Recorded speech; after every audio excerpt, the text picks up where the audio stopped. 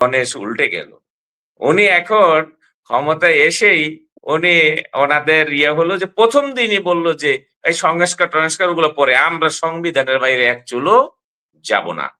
কিন্তু সাংবাদিকরা একটা প্রশ্ন করছিলেন এই জনাব সালাউদ্দিন সাহেবের কাছে যে এই যে আপনারা ঐক্যমত্য হয়ে যে কিছু বিষয় ঐক্যমত হলেন, এগুলো কি করে বাস্তবায়ন করবেন? উনি বললেন, কেন? এটা একটা গণভোট হবে। গণভোটের মাধ্যমে জনগণের রায় হবে। যার ফলে এটা কেউ আর বাতিল করতে পারবে না। যারাই ক্ষমতায় আসুক তারা এটা মানতে বাধ্য, বাস্তবায়ন করতে বাধ্য। কিন্তু দেখলাম যে একেবারেই জনাব সালাউদ্দিন সাহেব সব বিষয়ে ১ম থেকেই উনি বক্তব্য দেন, কথা বলেন।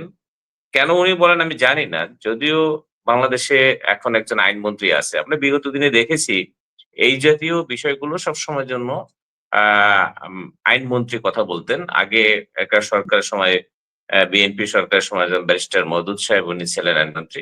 সংসদীয় সব বিষয়ে উনি কথা বলতেন। তখনও কিন্তু বিএনপির মহাসচিব একজন ছিলেন। কিন্তু সংসদ এবং আইন বা সংবিধান এই সংক্রান্ত কথাগুলো অলওয়েজ আইনমন্ত্রী বলতেন। এখন যে আইনমন্ত্রী উনি সাবেক অ্যাটর্নি জেনারেল।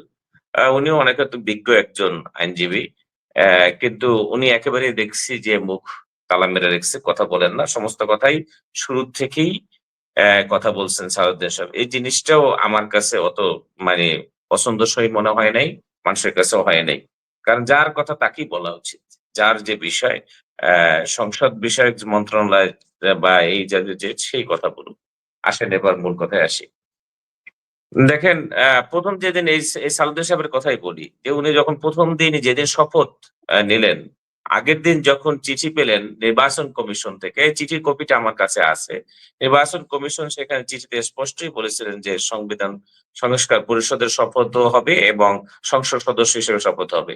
সেই চিঠি গ্রহণ করে তারপরে বিএনপির সংসদ সদস্যরা সংসদ ভবনে গিয়ে সেখানে সেই চিঠিটাকে অমান্য করে, চিঠিটাকে অ্যাকসেপ্ট না করে তারা একটা অংশ মানলো, আরেকটা অংশ তারা মানলো না। অর্থাৎ সংবিধান সংস্কারের ব্যাপারে তারা শপথ নিল না।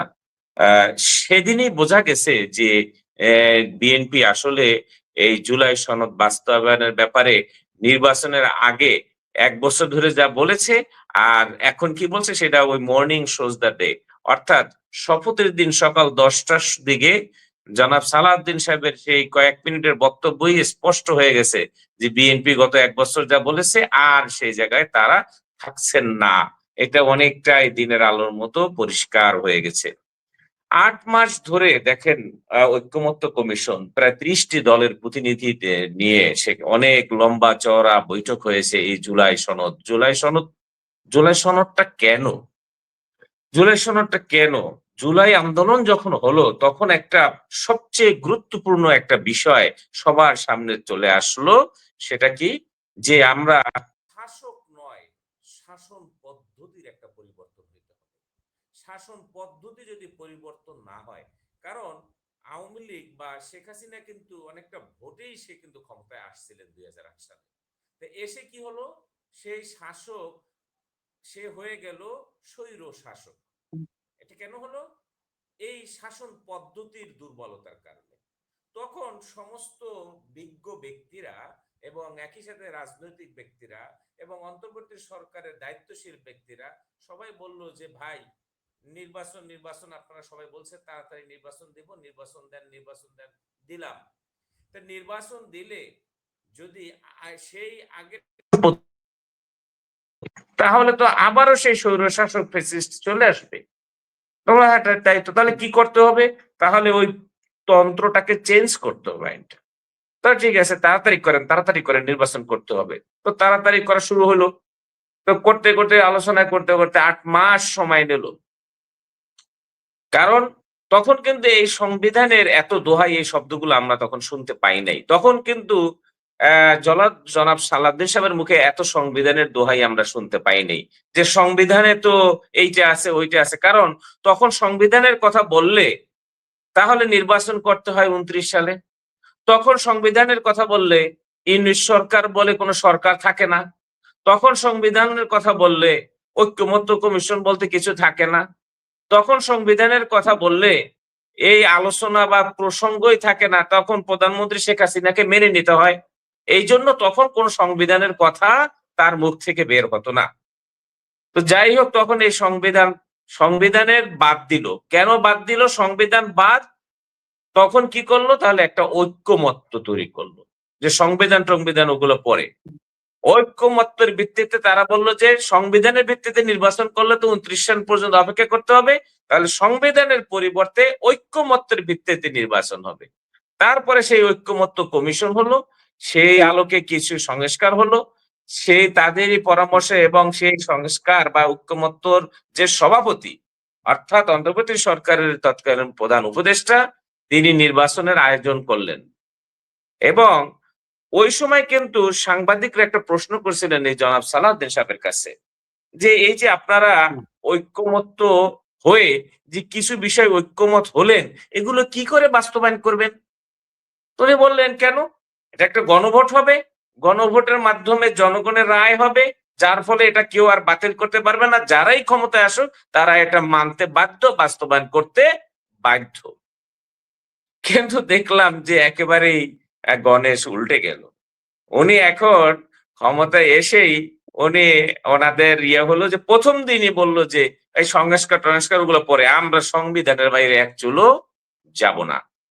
তো এখন আমার কথা হলো যে ভালো কথা, আপনি জুলাই সনদ বাস্তবায়ন করবেন না।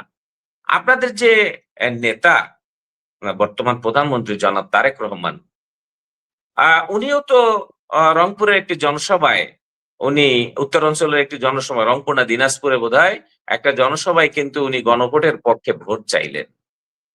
এর আগ পর্যন্ত একটা ধোঁয়াশা ছিল, সমস্ত মিডিয়া আমরা দেখছি, বিএনপি কি গণভোটে হ্যাঁ এর পক্ষে প্রচার চালাবে নাকি না এর পক্ষে প্রচার চালাবে, কাকে ভোট দিবে এবং কোন পক্ষে প্রচার চালাবে, এরকম চলেছে নির্বাচনের তফসিল ঘোষণা দেওয়ার পরেও কয়েকদিন। শেষ পর্যন্ত সমস্ত জল্পনা কল্পনার অবসান ঘটিয়ে জনাব তারেক রহমান ঘোষণা দিলেন যে না, গণভোটে আপনারা সবাই ভোট দিবেন এবং জুলাই সনদ বাস্তবায়ন করতে হবে। তাহলে এই এই জিনিসগুলো কি জাতির সাথে প্রতারণা করার জন্যই এগুলো কি করা হয়েছিল? যেমন এখন জনাব মেজর হাফিজ হাফিজ সাহেব, ওই যে স্পিকার এখন, উনিও একটা ইয়েতে বলছেন যে আমরা নির্বাচনের জন্য সবকিছু আসলে মেনে নিছি। ভাই মানে এগুলো কি বলবো, আমাদের আফসোস। আমরা এই এই কেন যে এই জুলাই আন্দোলনটা হলো, কেন যে ১,৫০০ ছেলেপেলে জীবন দিল, আমার বোধহয় আমি নিজেও কেন যে আহত হলাম উত্তরা বিএনএসে, আমি জানি না। এখন সবই আফসোস মনে হচ্ছে। অযথাই শুধু শুধু ১.৫টা বছর নষ্ট করছে এই ইউনূস সাহেব। মানে খামাখা, কোনো প্রয়োজন ছিল না এইসব এই সংস্কারের করে। কারণ একটা নির্দলীয় সরকারের অধীনে দীর্ঘ সময় রাষ্ট্রের জন্য এটা ক্ষতিকর। এই ক্ষতিটা আমরা মেনে নিয়েছিলাম যে একটা শাসন পদ্ধতির পরিবর্তনের আশায়।